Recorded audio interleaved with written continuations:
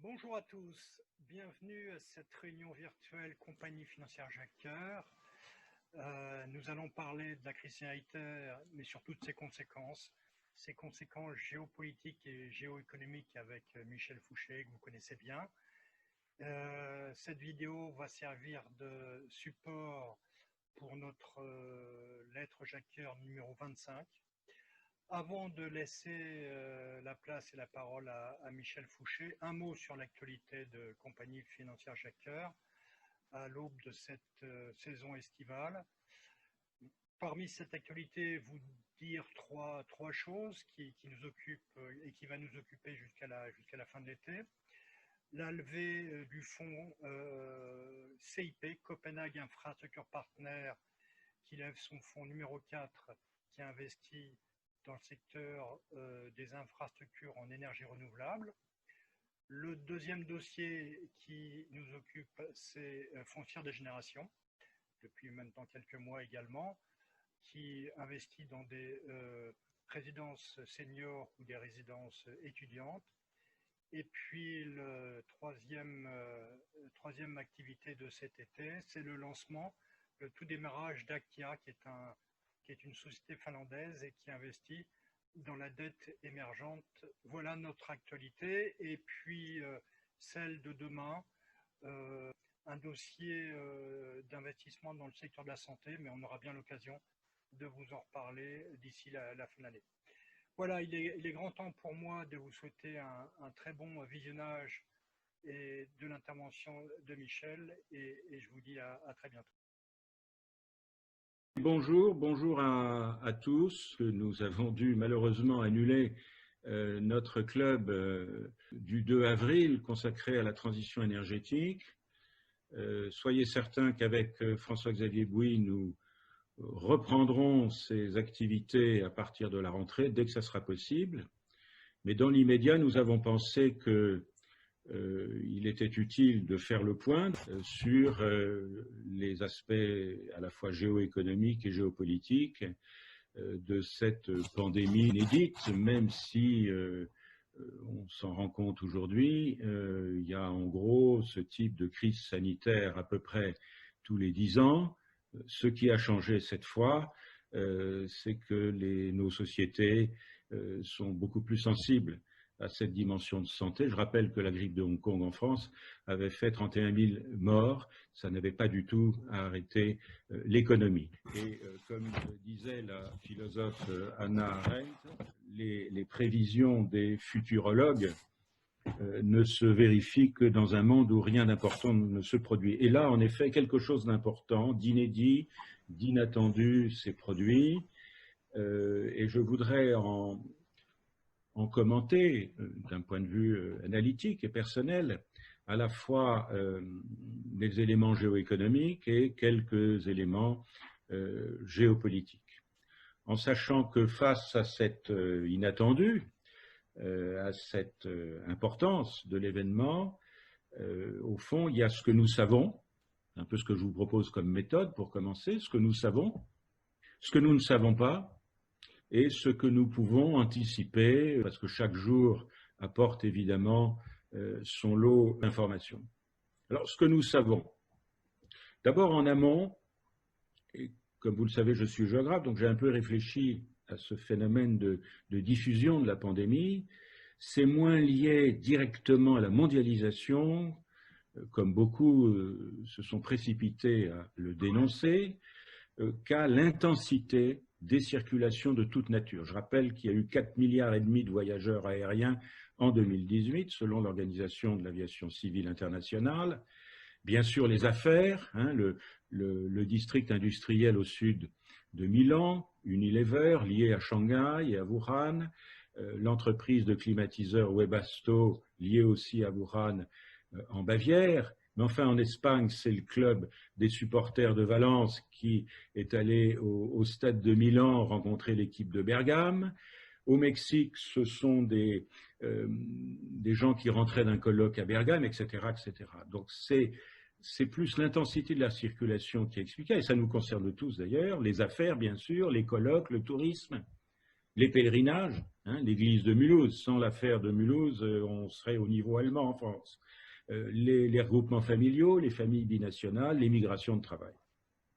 En aval de cette pandémie, on a découvert, au fond, certains excès, non pas de la globalisation, mais de la globalisation des chaînes de valeur, la décomposition des chaînes de valeur, et donc des dépendances à l'égard des cellules souches fabriquées dans les usines de Mongolie extérieure en Chine, les vulnérabilités, et toutes les études en cours actuellement montrent que, au fond, la maîtrise des dommages de cette épidémie est liée à 3 facteurs: les expériences antérieures de gestion du SARS, notamment en Asie du Sud-Est, bien sûr la structure parage qui explique certaines protections en Afrique, et bien sûr la qualité de l'administration. Alors je rappelle également pour la réflexion qu'avant 2020, nous étions déjà dans une situation économique de forte tension, que ce soit le Brexit, que ce soit le protectionnisme du président américain, les tensions évidemment américano-chinoises. Ce qui est nouveau, c'est au fond l'ampleur de la récession au 2e trimestre. C'est la plus forte récession en temps de paix depuis 150 ans, moins 19% en PIB, moins 25% pour le commerce mondial. En même temps, la réaction des États, instruite de la crise financière de 2008, qui nous a occupés pendant près de 10 ans, et là, le Fonds monétaire international estime que les États, les principaux États, se sont engagés à hauteur de 8 000 milliards de dollars. 8 000 milliards de dollars pour combattre les effets néfastes de la pandémie sur l'économie et la société. Donc, il faut s'attendre, au fond, à une restructuration de notre système économique, car les États qui s'engagent poseront, on le voit déjà en France, un certain nombre de conditions d'emploi, des conditions d'activité sectorielle, de transition énergétique. Et il y aura dans ce capitalisme, non pas d'État, mais où l'État intervient plus qu'il ne le faisait dans la dernière décennie, on aura des situations d'arbitrage entre le contribuable et l'actionnaire, le contribuable qui assume la dette et l'impôt, et l'actionnaire sur les choix économiques de long terme. Donc ça, c'est le cadre général. Je voudrais vous présenter quelques éléments qui montrent en particulier la corrélation entre la croissance économique et la sévérité des fermetures. D'un côté, la Suède, alors ça c'était valable évidemment jusqu'en mai, pas de confinement, donc pas d'incidence économique, et puis maintenant on voit très bien que l'incidence sur la santé est de plus en plus forte, le modèle suédois est remis en cause. De l'autre côté, la Chine qui a confiné de très grandes régions industrielles avec une chute tout à fait importante, même situation, en gros, Italie, France, Portugal, et puis une situation intermédiaire en Europe centrale. Ce qui est important également, c'est d'avoir la modestie et la méthode de considérer ce que nous ne savons pas. D'abord, y aura-t-il ou non un 2e choc viral à l'automne ou dès maintenant? Statistique du New York Times de ce jour, 38 000 cas nouveaux aux États-Unis, 700 morts par jour, notamment maintenant dans les États d'administration républicaine qui ont déconfiné plutôt que les autres. La situation est extrêmement grave aux États-Unis. Nous n'en savons pas, évidemment, les conséquences directes. Il y a la question de ce que l'OCDE appelle le double hit, c'est-à-dire que les prévisions de reprise économique dépendent évidemment de l'impact ou non d'un 2e choc viral. Personne n'est à l'abri de cela. Mais évidemment, dans les pays qui ont une gestion un peu plus fanfaronne des choses, le risque est plus fort, Brésil et États-Unis. Je suis incapable de dire, comme la plupart des gens, si on aura un vaccin dans 18 mois. Mais ceci serait important en matière de confiance, puisque la perception des possibilités de maîtriser, évidemment, la pandémie joue beaucoup dans l'attitude économique. Nous ne connaissons pas le nombre réel de victimes en Chine. Et là, il y a un mensonge d'État. On ne connaît pas non plus, et je reviendrai là-dessus tout à l'heure pour la France, nous ne comprenons pas encore complètement le comportement des ménages dans l'usage d'une épargne qui n'a jamais été aussi élevée en Europe et notamment en France. Les enjeux sur l'emploi à l'automne. Et puis, un point que nous ne connaissons pas, c'est quel sera le choix des électeurs américains en novembre, lors des élections du mardi 3 novembre. le président est à 37% d'opinion favorable pour la gestion de crise. Hein, voilà une carte qui indique la situation hier, avec en orange les pays de reprise, essentiellement États-Unis, Amérique latine, donc des pays émergents, le Maroc, l'Algérie, l'Afrique de l'Ouest, l'Asie centrale, longtemps épargnée, la Suède.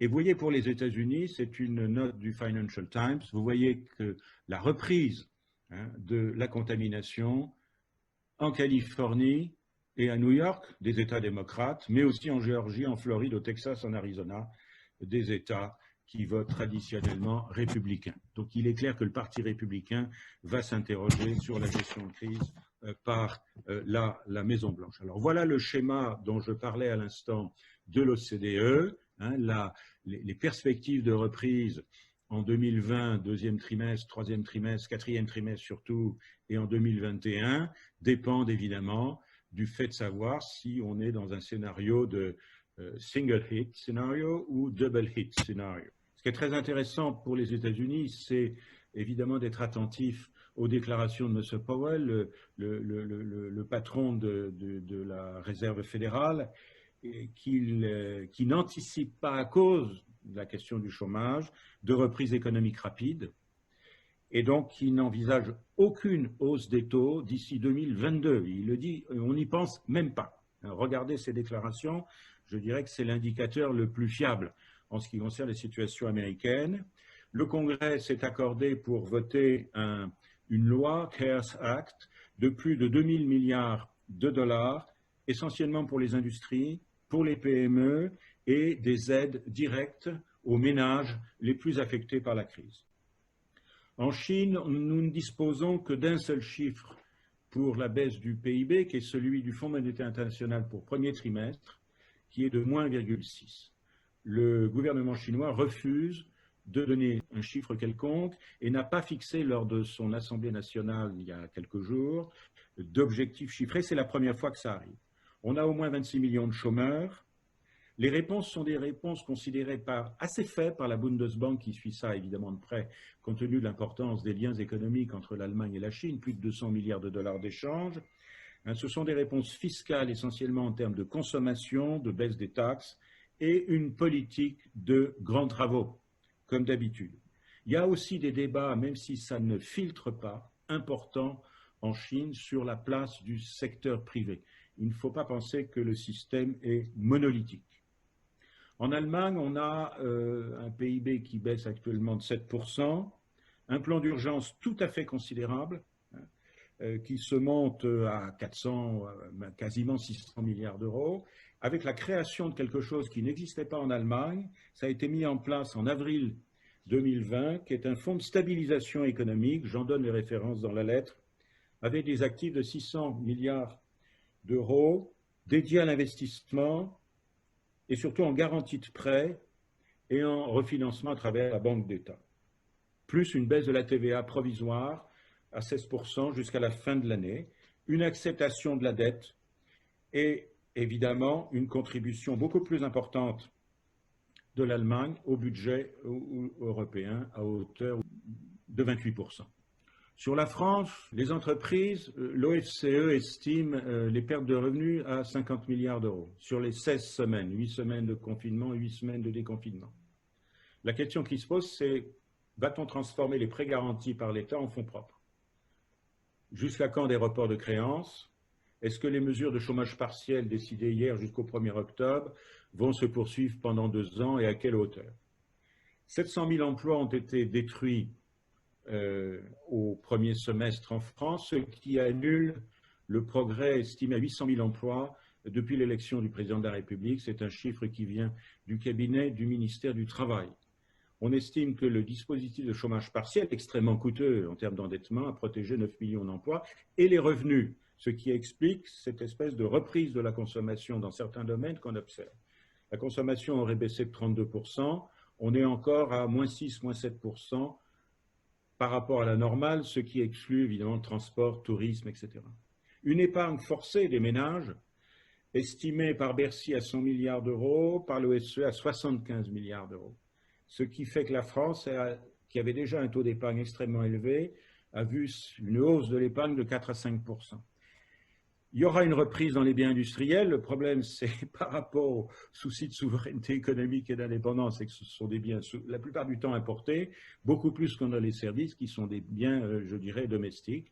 Il y a donc en France, en effet, un risque élevé de chômage à l'automne. C'est un peu je dirais, la hantise de tout le monde. Ce qui est important, c'est l'ensemble des réponses de l'Union européenne. Bon, déjà, il y avait eu la crise de 2008. Vous vous souvenez de la phrase de Mario Draghi, « Whatever it takes ». Eh bien, Christine Lagarde était sur la même ligne, mais là, la Commission européenne est montée au créneau. Pourquoi? Parce que l'Allemagne s'est convertie à la possibilité pour la Commission d'emprunter, comme vous le savez, sur les marchés financiers, et on s'achemine en fait sur un scénario français depuis longtemps de mutualisation de la dette. Pourquoi cette évolution allemande? Non seulement la chancelière, mais aussi Scholz, Altmaier et la CDU, parce que l'Allemagne s'est bien rendu compte que si l'environnement européen, son premier marché au monde, était désastreux, l'économie allemande serait affectée. Donc ça, c'est tout à fait important. Donc un fonds de relance annoncé le 27 mai de 750 milliards d'euros, dont 500 en subventions. Ça, c'est la grande avancée. Le président de la République est aujourd'hui à La Haye pour convaincre Mark Rutte, le Premier ministre, d'accepter ce plan franco-allemand. 250 milliards en prêts. Ce qui fait que le budget de l'Union européenne va augmenter à 1850 milliards d'euros. C'est une réponse qui est considérée comme crédible par vous-même, je pense, par vos collègues, les analystes financiers, qui est considéré comme robuste et qui est considéré par les experts en géopolitique, dont je fais partie, comme un véritable tournant historique. Il y a vraiment là quelque chose qui rappelle que, au fond, l'Union européenne a une très grande capacité de survie en période critique. Tout ceci est financé, sera financé par des taxes sur les plastiques non recyclés et par des ressources propres, taxes carbone, numériques. Et ceci a été d'autant plus facile que, d'une certaine façon, le Royaume-Uni n'est plus dans le jeu, car il est évident que le Royaume-Uni, dans l'Union européenne, aurait bloqué ce dispositif de relance, mais le Royaume-Uni n'est pas concerné par ces mesures, et je pense que ceci aura certainement un effet sur la suite. Que pouvons-nous anticiper? Une banalité, la santé a pris le pas sur l'économie, c'est la première fois. Il y a donc des priorités dans chacun des États, la santé, la protection, le grand âge, l'anticipation des risques. La globalisation va se poursuivre, mais sur un mode plus virtuel. La régionalisation des chaînes de valeur s'amorce, elle s'est déjà amorcée au Japon, en Corée du Sud et à Taïwan, aux dépens de la Chine, au profit du Vietnam et de l'Indonésie. Vous avez constaté que lors du sommet récent virtuel entre la présidente de la Commission, Charles Michel, président du Conseil, le Premier ministre chinois, le président chinois, le ton a été durci, l'Union européenne a haussé le ton. On est dans une phase de déniaisement par rapport à la Chine, on est dans une phase de fin de la naïveté et de protection des secteurs stratégiques. Thierry Breton y travaille. Donc il faut s'attendre en effet, il faut anticiper des tentatives qui sont compliquées de réduction de la dépendance.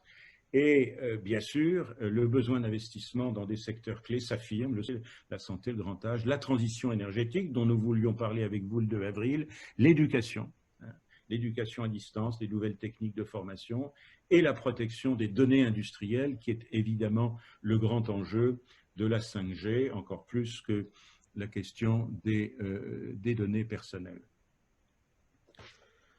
Je voudrais dire un mot maintenant en conclusion des considérations plus géopolitiques. Vous avez peut-être remarqué que dans un entretien, le ministre français de l'Europe et des Affaires étrangères, Jean-Yves Le Drian, a dit que le monde d'après, dont je n'ai pas parlé jusqu'à maintenant, je n'aime pas beaucoup cette expression, pourrait être pire que le monde d'hier, en quelques remarques, parce qu'il constate, avec d'autres, l'accélération des tendances négatives antérieures. le protectionnisme, le nationalisme et surtout la mise en cause du multilatéralisme par le pays qui l'avait conçu, les États-Unis, en 1945, pour reconstruire un ordre pacifique après 1945. Et l'occasion d'une coopération entre Pékin, Washington et Bruxelles pour lutter contre cette pandémie a été complètement ratée de la part d'abord des États-Unis, mais aussi de la Chine. On constate de notre côté, en Europe, que la coopération est impossible avec ce que j'appelle soit les régimes autoritaires, soit les régimes fanfarons. Alors, je voudrais vous donner quand même quelques chiffres parce que j'ai vu qu'on parlait beaucoup de nouvelle guerre froide.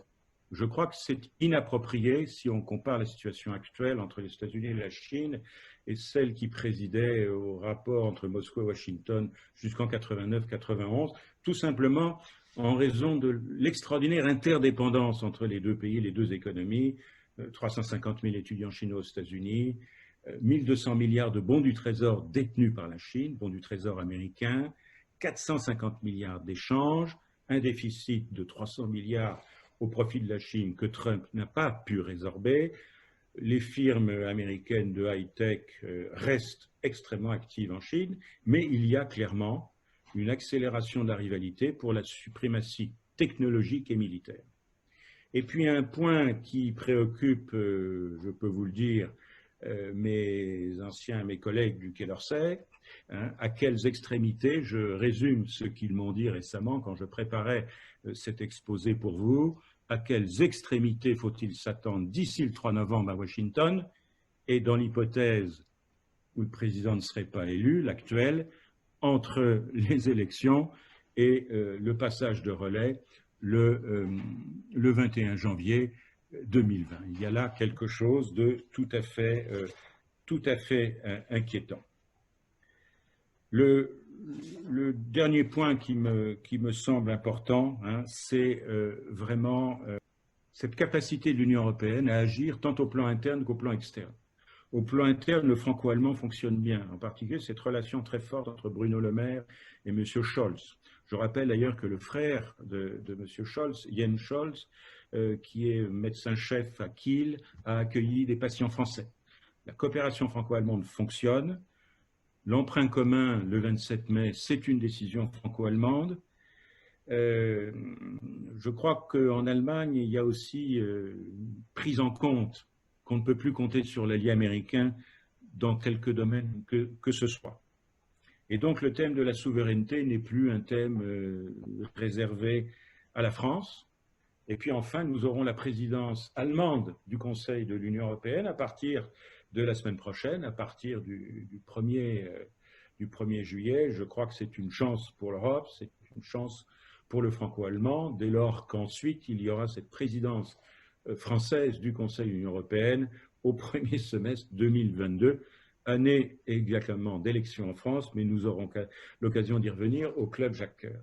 L'autre élément d'affirmation, j'en ai dit un mot tout à l'heure et je conclurai sur ce point, c'est le rapport à la Chine. L'Union européenne cherche les moyens de s'émanciper de sa dépendance à l'égard de la Chine, qu'elle qualifie de partenaire stratégique dans un certain nombre de domaines, climat, santé, dette, développement africain, comme un concurrent économique, en particulier un concurrent qui essaye de faire son marché actuellement dans les bourses pour racheter des entreprises dévaluées, et qu'elle a qualifié de rival systémique. Le mot est très fort, n'a pas plu du tout à Pékin. La Commission européenne, je vous invite à le lire, a publié le 17 juin, donc la semaine dernière, un livre blanc sur les effets de distorsion liés aux subventions étrangères au sein du marché unique. Et en particulier, ça vise évidemment la Chine. Et au sommet d'il y a 3 jours, le 22 juin, sommet virtuel, Bruxelles a créé, je crois, un vrai rapport de force, notamment sur les questions de la dépendance et sur les questions de technologie, d'accès au marché, etc. Je conclurai sur une carte qui indique, et elle sera dans la lettre, vous voyez, l'importance des investissements chinois dans l'Union européenne. Là aussi, une évolution, plus de 22 milliards en Allemagne, 46 au Royaume-Uni. Est-ce que ça va continuer? Donc, une évolution en Allemagne lorsque l'entreprise chinoise Midea a racheté l'entreprise de robotique KUKA et a mis à l'écart le PDG allemand 18 mois plus tard. Donc il y a une véritable réflexion aujourd'hui sur, au fond, les intérêts européens, non seulement en interne, mais à l'échelle mondiale. Je propose d'arrêter sur ce sujet et nous reprendrons notre conversation dès que possible au mois de septembre. Merci beaucoup, merci à tous. Et puis nous sommes à votre disposition par courriel pour répondre à certains points de la lettre qui appelleraient de votre part des demandes de précision. Je vous souhaite une bonne reprise économique, une bonne santé et quand même un bel été. À bientôt. Au revoir.